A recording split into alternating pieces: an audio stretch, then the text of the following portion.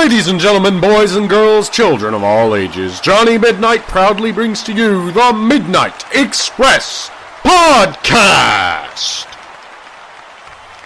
Hey guys, welcome to episode 14 of the Midnight Express Podcast. Glad to see you guys enjoyed episode 13 with Johnny Moss. Got some good feedback from that, and we're up to over 2,500 downloads now, which is pretty cool, to be honest. Today's interview for podcast 14 is with Martin Stone. Martin actually got mentioned in the last podcast with Johnny Moss because they faced each other in the semi-final for the heavyweight title tournament for the relaunched FWA. But of course, Martin's got a lot of his own story. Signed to WWE for a couple of years, recently involved with TNA. Already done the podcast. It's a good one. I hope you guys enjoy it. The next one is going to be with Andy Simmons. Unfortunately, I'm actually recording that straight after this one, the following morning anyway, so having heard this one, you won't really get an opportunity to ask any questions, but I'll hopefully cover anything you guys might find of interest. As always, guys, I appreciate if you help spread the word, let all your friends know, share on Facebook, Twitter, etc. It's just Twitter and Facebook.com/MEpodcast. The website is mepodcast.co.uk. As I've mentioned before, I don't make any money from this. It costs me a little bit of money actually to promote posts, to host it, etc. So if you guys help spread the word, that will be really appreciated. But from there, we'll go straight into the interview with Martin. I hope you enjoy it. For the thousands in attendance and the millions watching around the world, ladies and gentlemen, let's get ready to rumble! Right, guys, so welcome to podcast number 14's interview with Martin Stone. Well, I say Martin Stone. I did know that he had a couple of different names. Danny Burch, while he was over in developmental in America. But just looking at his Wikipedia page, he also wrestled a couple of times as Joe Riot. So anyway, Martin stroke Joe stroke Danny, welcome to the podcast. How you doing, mate? You all right? Thanks for having me. My pleasure, my pleasure. Cool, so going right back to the beginning then, Martin. According to your Wikipedia page, and we all know Wikipedia is always 100% accurate. Always, 100%. 100%, this is gospel here. You had your first few matches as Joe Riot, is that right? Yeah, that's right. At the time I was, I don't know why I come up with the name Joe, but I wanted to use Riot because I wanted to use like signature moves as like the Riot Plex and the Riot Bomb. Oh, nice. You know, real good stuff. But yeah, so God knows where Joe come from.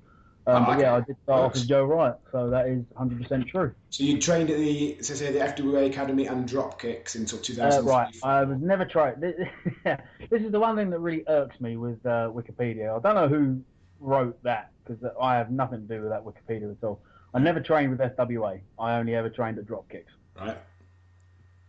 Yes, I trained at Dropkicks, and I also trained with William Regal and Dave Taylor in Atlanta, Georgia. Okay, cool. Was that back in sort of 2003, 2004, was it? I'm trying to think. Yes, it was. Yeah, it was 2000. Yeah, I trained there 2003, and then I trained with them 2004 because that was when I trained there about 2 weeks before Benoit won the world title at Mania 20. So. Okay, cool. So you just went out there for like a few weeks training camp or something like that, was it? I went out there for quite a while. Yeah. Okay, cool. Good experience, presumably. A couple of good teachers there. Experience. Absolutely amazing experience. Yeah, good stuff. And then obviously you started then doing your shows in the UK. Mentioned obviously some for All Star early on.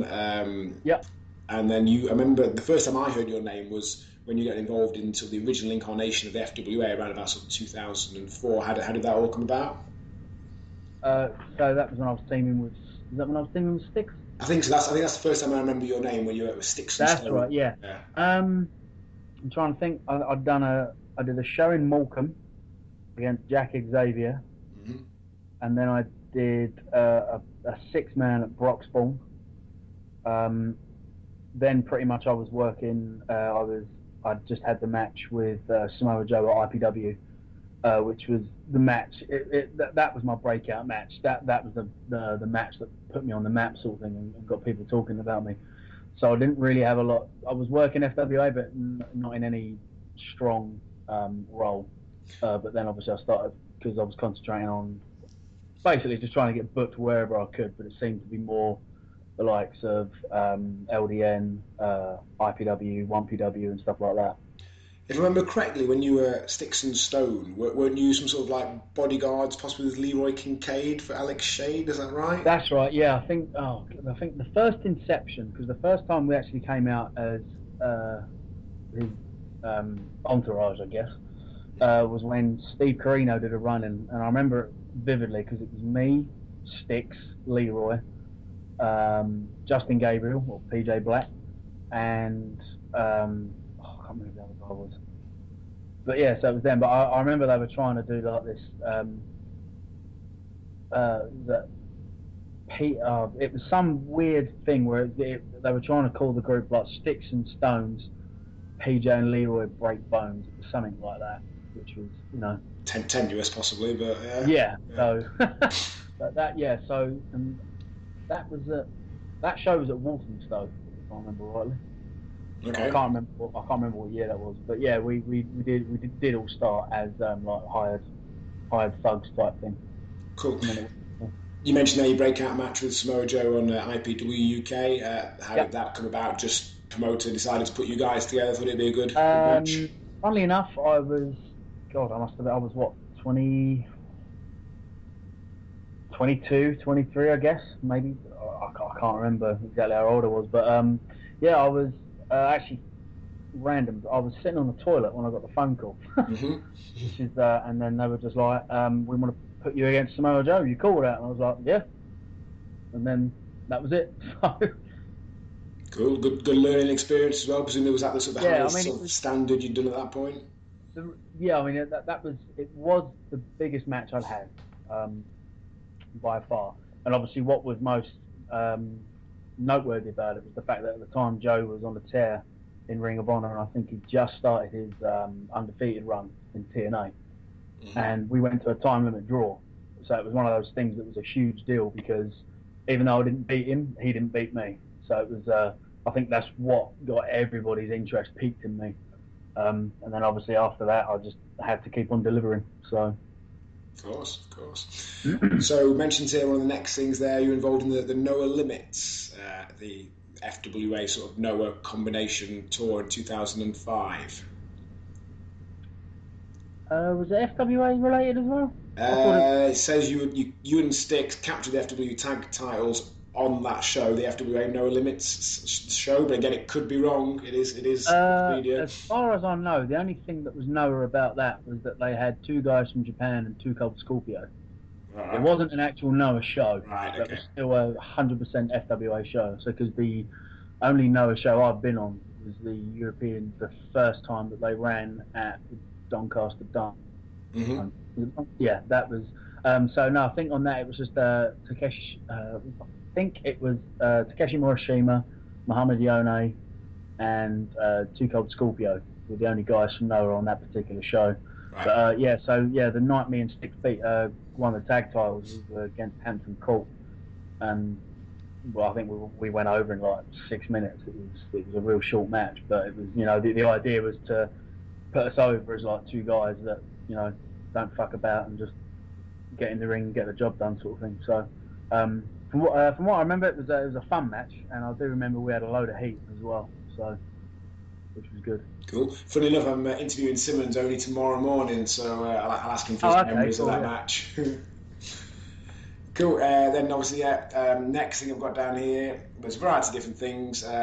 One big thing I remember you were involved in was the war between IPW UK and the FWA. Yep. So I think I came around. That was obviously coming towards the end of FWA's run. I think business was down a little bit, and I guess that was sort of an obvious way to try and boost a bit of interest. Tell us about your memories of that time. IPW was on a roll at that point in time. You know, they were doing really, really well at the Orpington Halls, and to the point like they, you know, every show was packed. It was getting more and more attention. So, and I know that obviously at that point in time, FWA had started to like not run as much.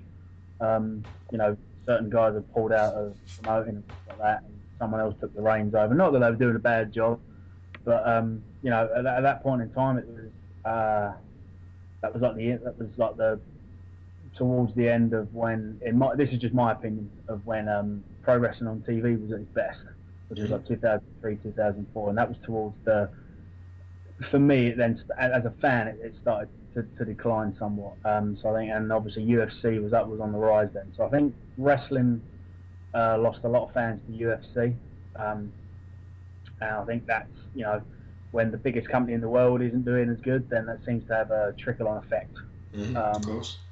to every show, because obviously no one wants to go and watch wrestling as much. I say that, but obviously the UK scene is completely is on fire at the moment.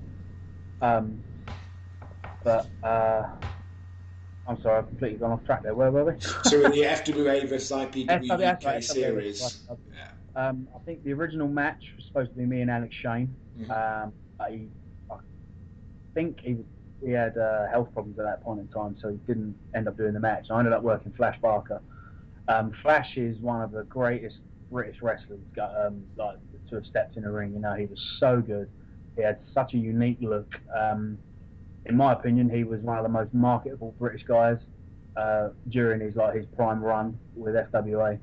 I remember being at the first British Uprising, and I think it was him and Loki, if I remember rightly. And they had, it was him and Loki, and they had such a good match. And you know, Flash was one of the guys that used to come down to drop kicks quite a bit. So he was also one of the guys that I tried to sort of base my style on a little bit. You know, it was like, for me, like British wrestlers that I aspired to try and utilize some of their stuff was Regal, Fit Finlay, Mark Rocco, and Flash. So to have the point where they got in touch with Flash and they said, you know, we want you to work Martin, and he was so up for it. He was like, yeah, you know, Martin's great. You know, he's a good worker, so I'm looking forward to it. For me, that was a huge seal of approval, and it was very flattering and very humbling to be put in that match with him. And that's still one of my favorite matches early on in my career. You know, we had the whole series of all the guys doing run-ins at the end, finishing the stories. Like, we know we had Haid Vance run in, because obviously it was Haid that took out Flash's knee, which forced Flash into retirement. You know, so there was a lot of drama and a lot of real good storytelling in that match.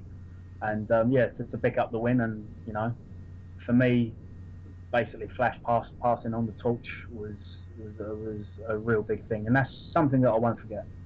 Awesome, cool. So obviously around that time, working for FWA, IPW UK, all those various similar sort of promotions, you've encountered a lot of different guys there. Any particular standout humorous stories or memories from your time on the road with those promotions?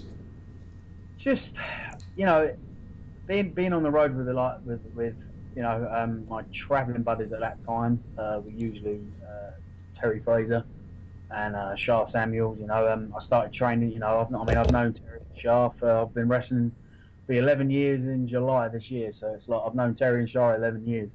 But just, you know, being in a car with a group of guys that all wanted it so bad, and just, you know, always trying to have the best matches on the card, always trying to stand out.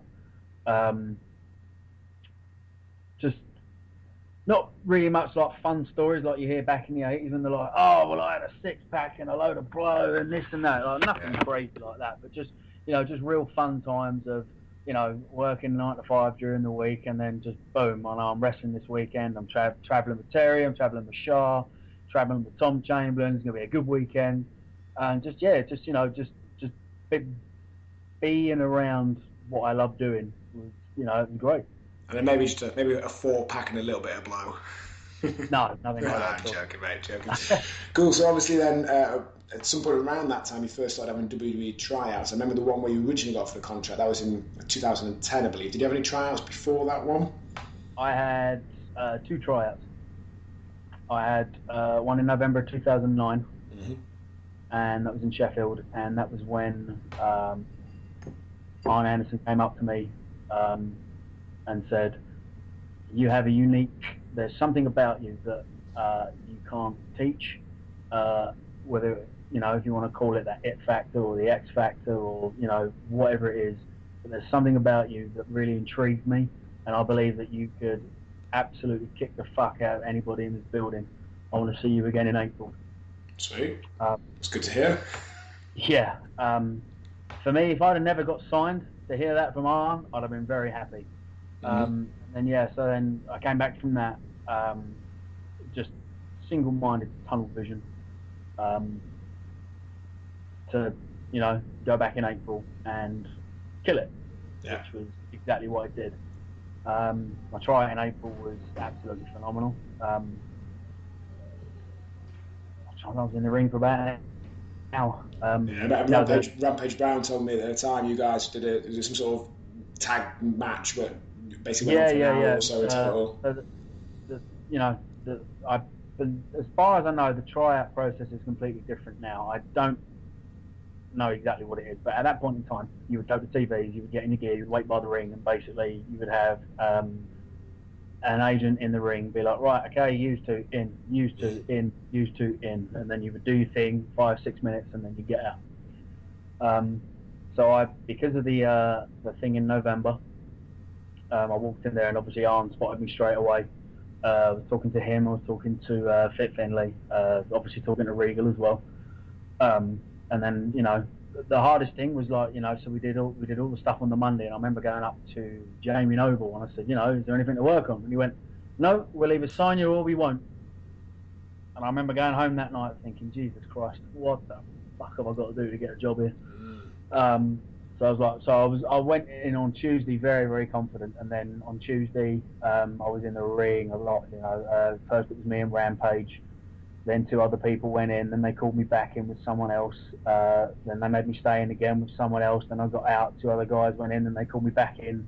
So I knew that they were looking at me. Through that whole process, I was just like, I'm going to leave it all in the ring, and we'll let fate decide what happens. And then me and Rampage got put in there as a tag, and we beat the living snot out. I can't remember who the 2 other guys were. Poor bastards. But yeah, whoever it was, we beat the snot out of them, and then we basically got patted on the shoulder, and they were like, "Yeah, good." And then everyone walked off, and that was at like 3 o'clock in the afternoon. I remember me and Rampage sitting there like, "So what does that mean?" And I remember sitting there just I was like, "Oh well, I guess I'm not good enough." And then 9 o'clock that night, John Laurinaitis called us into his office, and then he offered us a deal. Sweet. But of course, you didn't end up going out. Was it a knee injury, if I remember correctly, or something like that? Well, I'd obviously torn my ACL somehow before then, and I have no idea how. No idea how I tore my ACL, because I had none of the symptoms, which is like when your knee slips out and everything like that. I was squatting and deadlifting and training so hard anyway that later on, reading and researching, if you've got strong quads and hamstrings, it basically acts as an ACL, which I had no idea. So when I went to Pittsburgh for the initial physical test, they have a lot of surgeon pull you about on all the right places to make sure nothing's torn, and that's when it got flagged up. Had a scan, and ACL was torn, my meniscus was ruptured, and my knee looked like a shark bite on the pictures back. So then and then obviously they rescinded upon the offer, which was a real hard pill to swallow at that point in time. I didn't go through a good patch there at all. Ended up getting my knee fixed, basically having to wait for a year on the NHS, which was mind numbing. Then I got it fixed, and then 6 months later I went back to Liverpool, and I remember this was hilarious. There was about 18 people there that day to try out, and one of the guys come up to me and said, one of the guys walked into the hallway and said, "Who's Martin Stone?" I put my hand up, and they were like, "Right, you just need to see the doctor. As long as you pass this little physical, then you've got a job." And of course everyone looked at me, and I was like, "Oh, walk of shame I've got to walk through now while these guys have got to jump around and kill each other in the ring." So I got re-signed then, and then I reported for duty in FCW on June 3rd of 2012. Cool. Just taking a quick step back there, actually, before we get up to there, because I realised I missed a couple. Yeah, no worries. I remember you were obviously a key focus of the relaunched FWA in 2009. Much so that you even got put over my good self and Lionheart in a match that was described on the internet as 5 minutes and 8 seconds of moves. they didn't seem to enjoy my performance that day. But obviously you were pushed and the relaunched FWA, and did you become their version of their World Heavyweight Champion, if I remember correctly? Oh, that's right. Yeah, the triple threat match. Yeah. You've forgotten about it. I thought that would have been the highlight of your career. Here's the thing. Like, I wasn't completely happy with the way that match was set up because we didn't have enough time. Mm. And I remember that vividly. And I remember saying, "There's not a lot of time to do a 3-way match." Well, it's all we've got. All right, whatever. But yeah, a 6-minute match of moves, cheeky bastards. What else do they want? It's a triple threat. You can't really tell a story. You can't really tell a story with a triple threat. You know what I mean? Which just irritates me. It was actually described as 508 of moves, so they'd actually timed it to work out how long it was as well, and they put a Z on the end Brilliant. of moves. You know, when fans turn up to take times rather than enjoy the show, that literally just speaks volumes, doesn't it? So that, and then I think the match after that, the match after that was me and Johnny Moss, and then after that it was me and Simmons, and then I became the relaunched FWA champion. Presumably at that point, that was a bit of a step forward. I know not a great deal actually happened with it in the end, but it was looking very promising, the relaunched FWA for a little while. Well, it's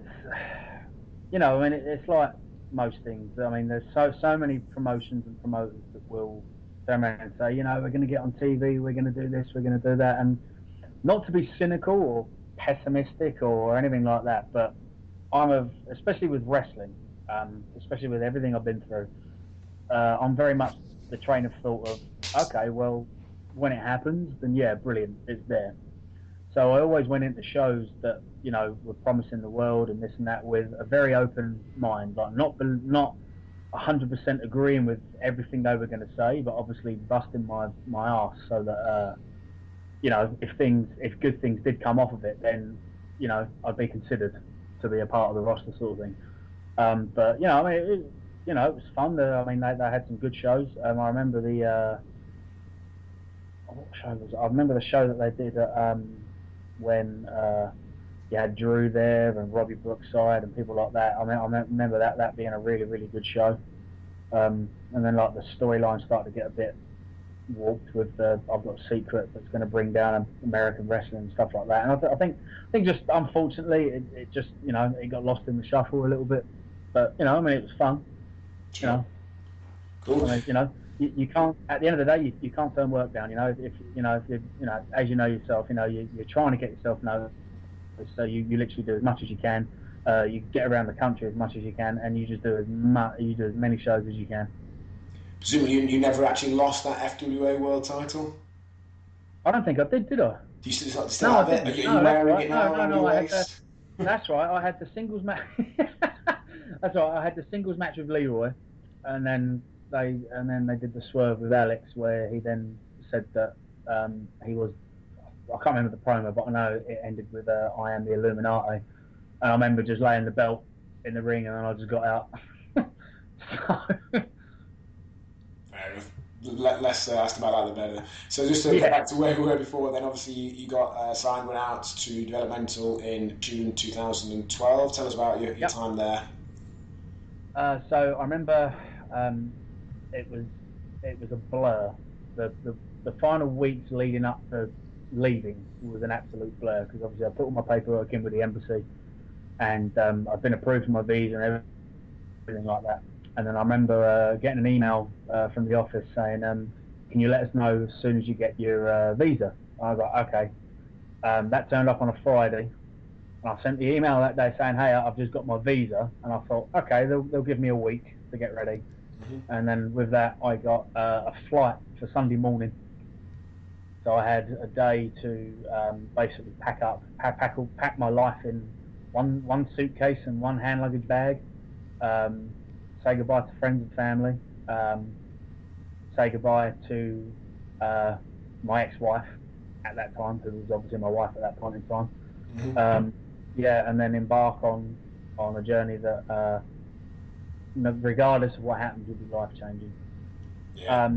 So I landed Sunday night, and funnily enough, I got picked up from the airport by Tom Latimer, who was at that time Kenneth Cameron, who is now Bram in TNA. Yeah.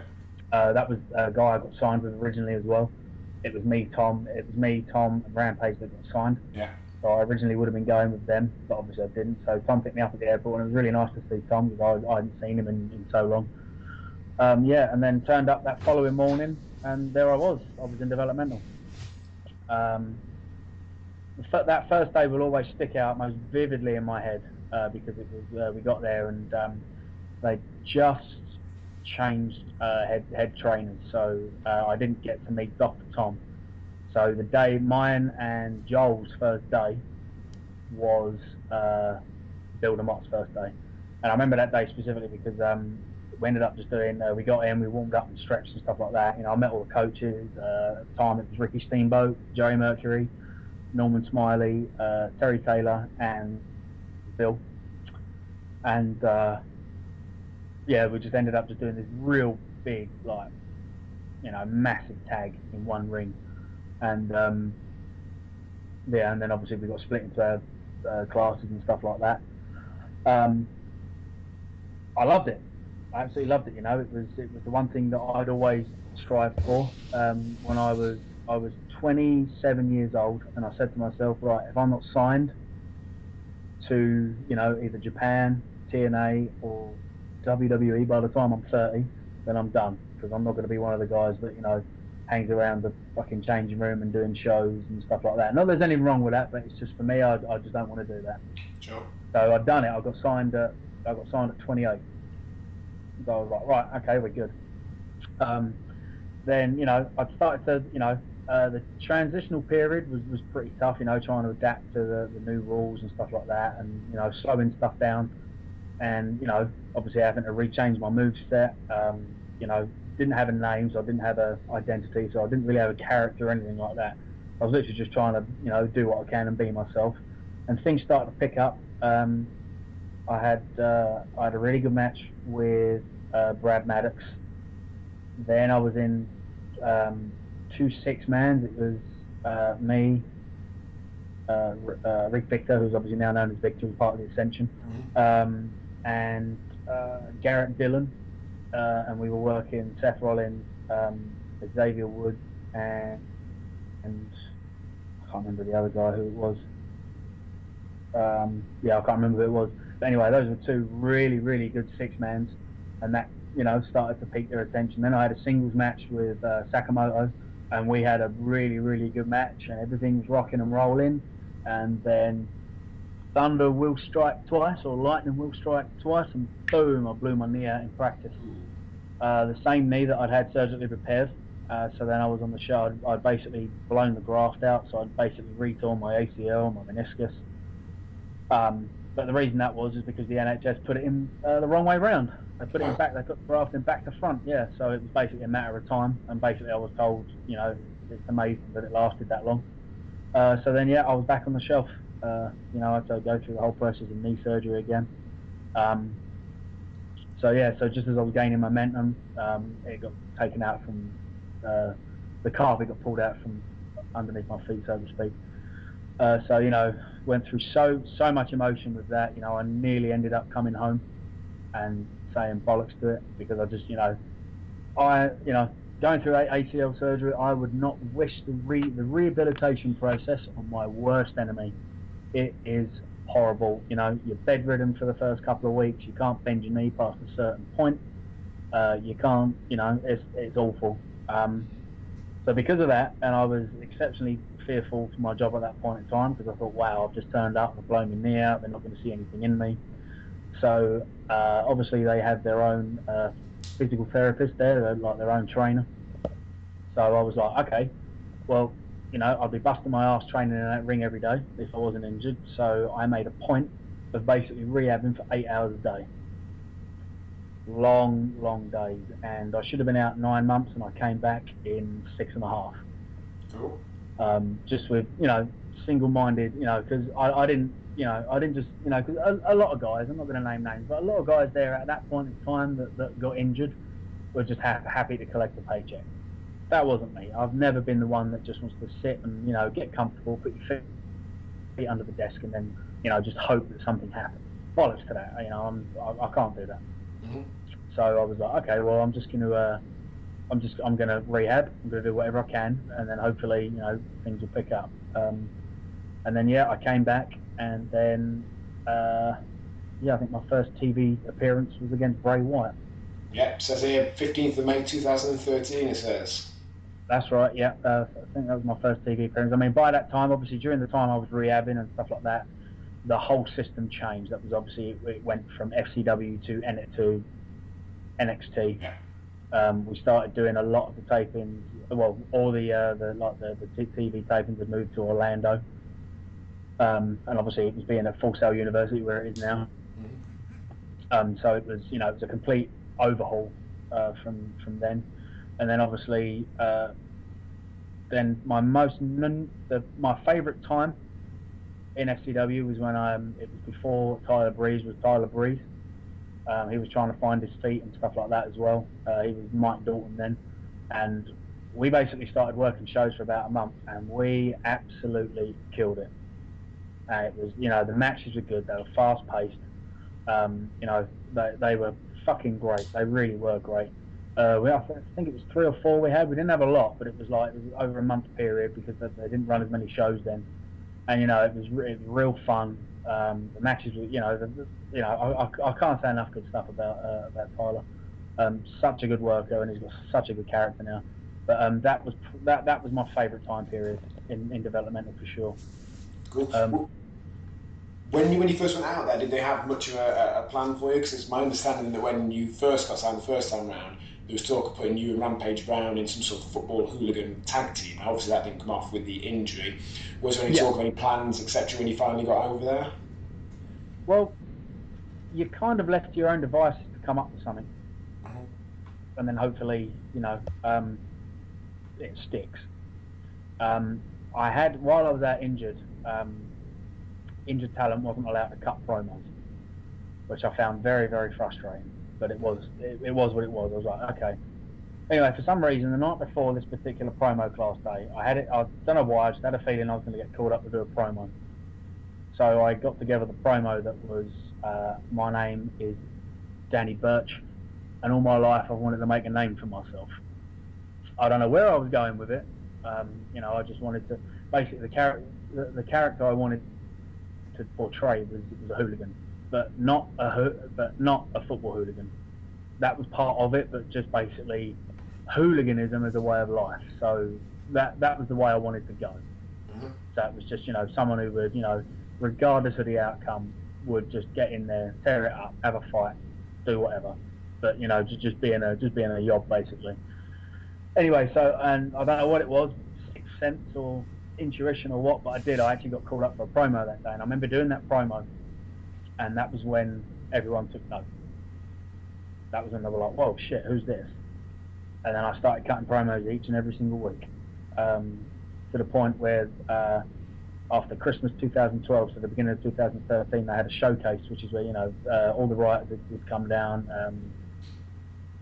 Triple H would come down, Regal would be there, all the people of importance would be there, and guys would wrestle, and then guys would cut promos, and I cut a promo, and the writers were like, okay, who are you? Tell us about yourself.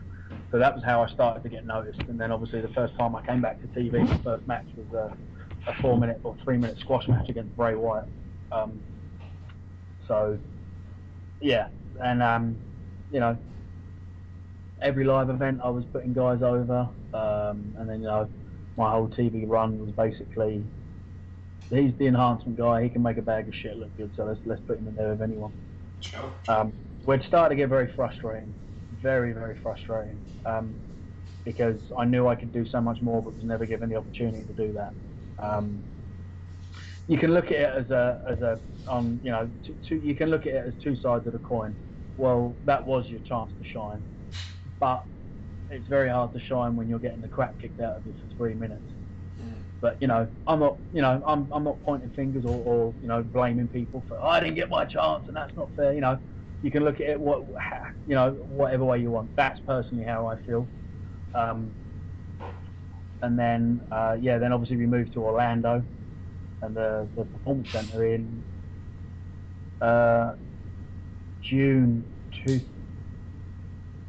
July 2013, because I came home for 3 days to surprise my cousin for his 40th birthday party, and that was in the process of the move. So yeah, then we moved to the PC in July 2013.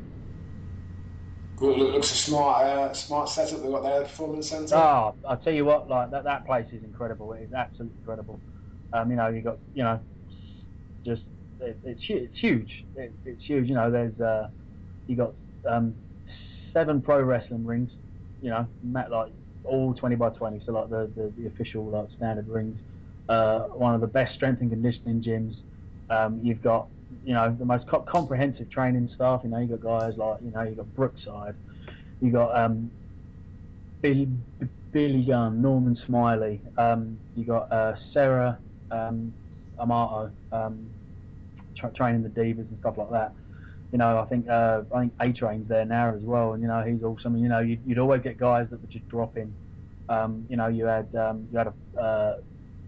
it changed names a few times. At first it was the promo room, then it was the mirror, now or it was the confessional, now it's the mirror and stuff like that. Like, just, you know, a room to do promos where you just click the camera, talk for as long as you want, you know, just cut promos, you know, try different stuff, you know, stuff like that. You know, just it is an absolutely amazing facility. It's phenomenal. I can't fault it at all. Awesome, good stuff. So just to go back as well to the name Danny Burch, did you have much to that? Was that just the name that was given to you? That was the name that was given to me, and I hated it. I absolutely hated it. We had to submit a list of 10 names when I was in FCW, and then basically they came back with 3 names that they made up from the names I gave. And they went, well, we've got 3 names. I was like, well, what's the other 2? And they went, well, we like this one. And I was like, I don't. What's the other 2? Well, we like this one. Yeah, but I don't, because the first thing, you know, if you stick that name in Google, the first thing that comes up is a Ministry of Sound DJ. And, you know, I didn't want that. You know, my first, you know, if you Google The Rock, that's what comes up, The Rock, you know. You Google Triple H, that's what comes up, you know. So I wanted a name where, stick it in on Google, and that's the first thing that comes up. Yeah, so I didn't like the name at all. I thought it was, you know, I don't know what the, you know, no idea. What were the suggestions that you made that you preferred? I had Steve Briggs. Like, I had so many names with Briggs as the last name because I wanted Briggs, because I thought Briggs sounded good. Because even if they shortened it to Briggs, it sounded really, really good. I can't remember. I had Steve Briggs. I think I had Martin Briggs as well. I just wanted to change my last name and keep Martin. You know, if you haven't got your name trademarked, I never could understand why they wouldn't let indie guys use their names, because we were already established. You know, more so in like guys in the States. Like, I mean, I think it's really cool that Kevin Steen has been allowed to keep his first name, because you can still, mate, it's Kevin Steen, even though his last name's Owens, you know. So, but just, yeah, that was just my opinion. But yeah, I hated that name. To be fair, I think other than the administrative sound thing, it could have been worse. Obviously, at the same time, just before you actually in the end, Rampage Brown went out there, got given the name Monty Lynch, which was not. Yeah, well, I mean, that is, yeah. The worst one. I mean, I don't know if in the creative they were like, well, he's mixed race, so let's stick a random name in there. Yeah, it could have been a lot worse, but I just, you know, I didn't mind Birch, I just didn't like Danny. But the worst one not like Danny at all. Was T, who's now Bram in TNA. He was given the name Kenneth Cameron, which I thought must be the least fear-inspiring name there is. It sounded like David Cameron's younger, geekier brother. Yeah, I mean, obviously at the time as well, his whole deal was like he was basically, his whole gimmick. He was trying to do something that Chris Adams used to do back in the days of World Class in Texas. Yeah. So that name kind of fit him. Okay. For what he was doing, but then obviously they went the Vampire Ascension route, and it kind of didn't really fit. But I mean, his name now is called Bram. I love it. I think it's excellent. I think it's really, really cool. Funny enough, I went to the TNA show a few weeks ago in Manchester because Magnus Blessing sorted some tickets out. Okay. My kids couldn't come in the end. They were with their mum, so I took my nephew and niece instead. And my niece took a particular dislike to Bram. She wasn't happy with him at all. She's only 5 years. Boy, he looks like a beast. He looks brilliant. You know, it's such a good look that he's got. It's Well, phenomenal. I think the main reason she didn't like it was Ollie Rampage Brown. I met up with him beforehand, had a bit of a chat. It was pretty obvious that we were mates, and Lucy Moniz saw that. So then when Ram comes out to batter Rampage Brown, she was furious. Yeah. So that's my Uncle Johnny's friend. Leave him alone.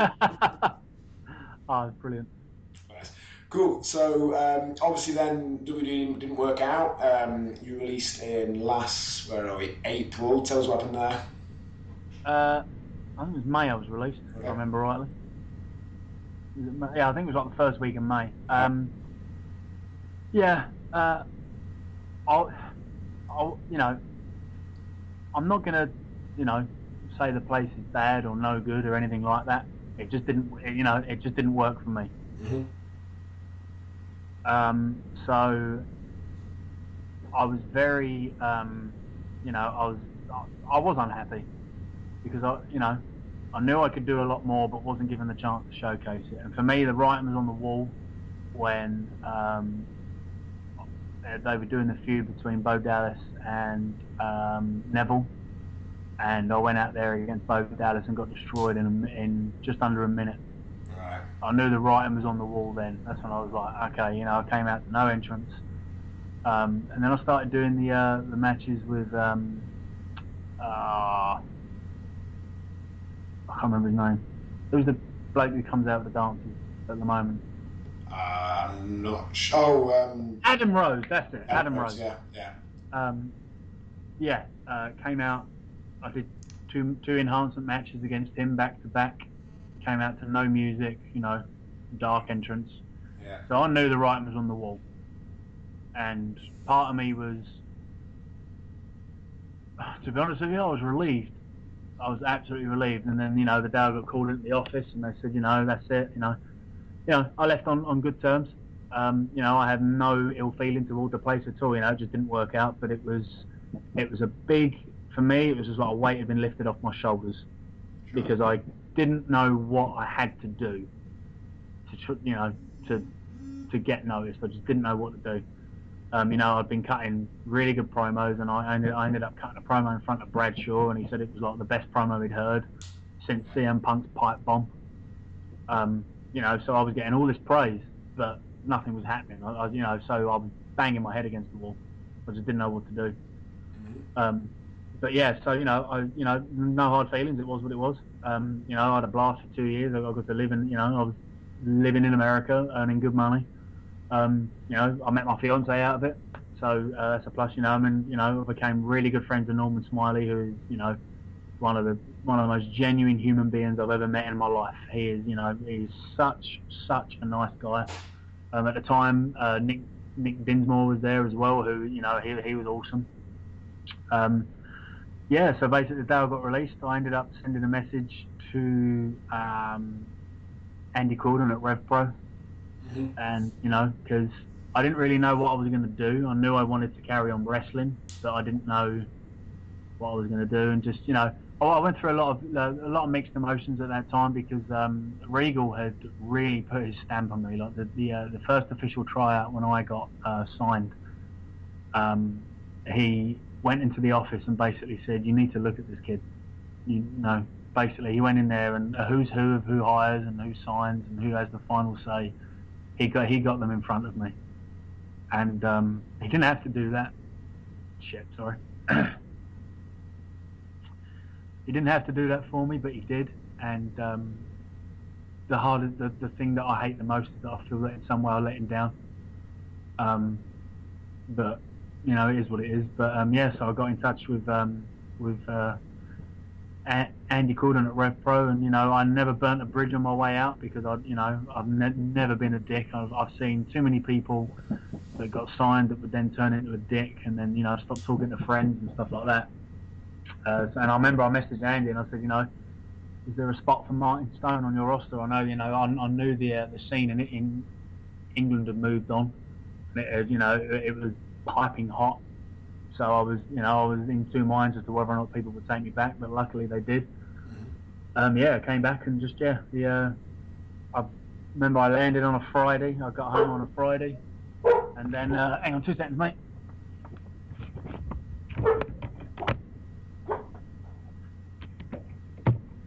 I got back on landed on a Friday, and then just carried on running from then. Cool. And then obviously it wouldn't have been long after that you got involved in the TNA British Boot Camp too. That's right. Yeah. I started boot camp. That was in the August, if I remember rightly. How did that come about? I was at the show in the Rev Pro in Sitting Bull, and Jeremy Borash turned up, and he come up to me and Joel and said, "I'm here to see you two. I'd like to give you a shot at British Boot Camp." So we took it up. Cool. And tell us about the time on there. So you obviously got through the first round, didn't you? Got to the London. Got through the London round and got to the finals.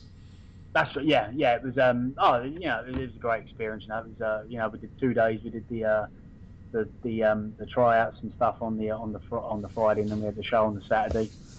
Just a real fun experience. I got to see Samoa Joe again. I'd not seen him since the second match we had in Doncaster, I think, which was like 2005, maybe probably later than that, 2006, 2007. So I hadn't seen Joe since then. I'm trying to think what. And obviously getting to. What was great about that was the final show. It literally showcased for whoever was going through, whoever won. No one could come out bad. No one could come out looking bad from that, because for that one night only, British wrestling was on the map, because it was an all British cast in the ring, and there were no names there. It was just us, and it was a really, really good night. Cool. But unfortunately, then nothing else came of that. What are your thoughts on that whole experience and what happened there? No, I mean, again, I couldn't understand why, because obviously you go back and watch the footage, and I know for the fact that I had the best promo on the whole show, and that's not to toot my own horn. It's just the way it was. Promos have always been a strong suit of mine. I was very disappointed, because I was like, oh man, shit, I'm fucked. But it was what it was. It was a great experience, and I think I gained a few more fans from that. So yeah, it was great.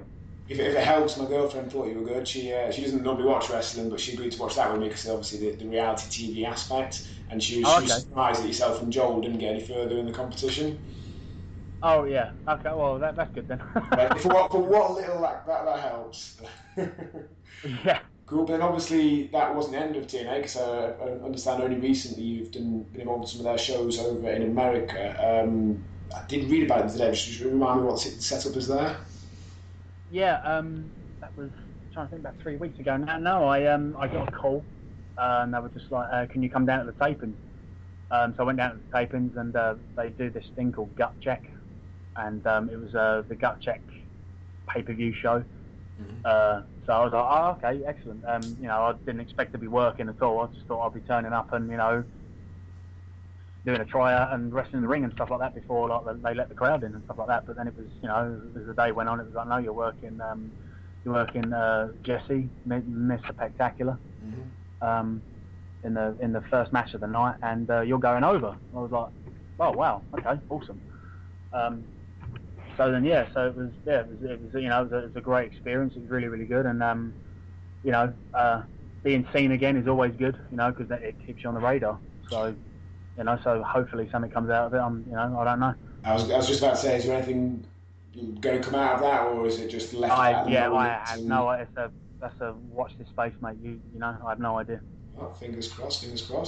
So that pretty much brings us right up to date on the career of Martin Stone there. Anything that we've missed out? Any highlights or particularly good memories that we've not covered?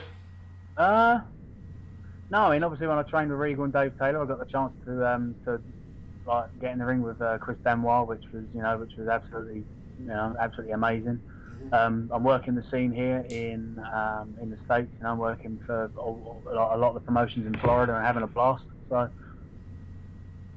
Cool. Well, happy days. Well, I just want a couple of things to quickly go through. On the Facebook page yesterday, I did post that I was going to be interviewing you, and people could put on any questions they've got. Most of them we've kind of covered. Kurt Johansson asked about the current situation with TNA after the recent appearance. We've covered that completely. Chris Fogg asks your thoughts on the last one of FWA shows. Pretty much covered that. He asks if there's an insight into the general feelings in the locker room. Was it positive or negative? Where? In the FWA, the relaunch. It was positive. I don't remember any. Yeah, as far as I know, it was positive. I never heard if it was good or bad. So. Cool. And the last couple of questions have been related to, obviously, your move to the US, as you just mentioned there. That's you've obviously moved in with your now fiance, and fingers crossed then, that's now a permanent move for you, isn't it? Yep. Good stuff. Cool. Anything else to cover? Any other words of wisdom for aspiring pro wrestlers out there? Anything else you want to cover? Words of wisdom for aspiring pro wrestlers. Get in the best shape you can. It's a cosmetic industry, so just get in the best shape you can. You can find stuff on the net on trying to eat right and trying to train right and stuff like that. You have to be able to talk. If you want to work for a TV-driven wrestling company, you have to be able to talk. So, Regal has put out the most phenomenal tweet about basically what it takes to become a wrestler. And if you can go and follow him on Twitter and go through his tweets and just find that and read that, because that is the best answer you are going to find. It is so in depth. It's so good. So that's my advice. Just find a good school that is taught by someone who's either been about or is has a good reputation, and just keep at it, and then just try and get as much experience as you can. And you either want to try and make it to the States, or you just want to or Japan or wherever, or you just want to do it as a hobby and just do it at the weekends and kill it. But just be sensible and just try your best. Oh, good stuff. Just going back again, you did mention Japan earlier. Has anything ever happened with Japan and yourself? I've never been. I've wrestled a lot of Japanese guys. I've never been to Japan. I'd love to go to Japan. It's something that I would try and do now. I can only see what happens. Happy days, good stuff. Well, I think we've covered pretty much everything there. I hope the guys listening at home enjoyed that. So, Martin, thank you for your time. Thank you very much indeed. Thanks for having me on, John.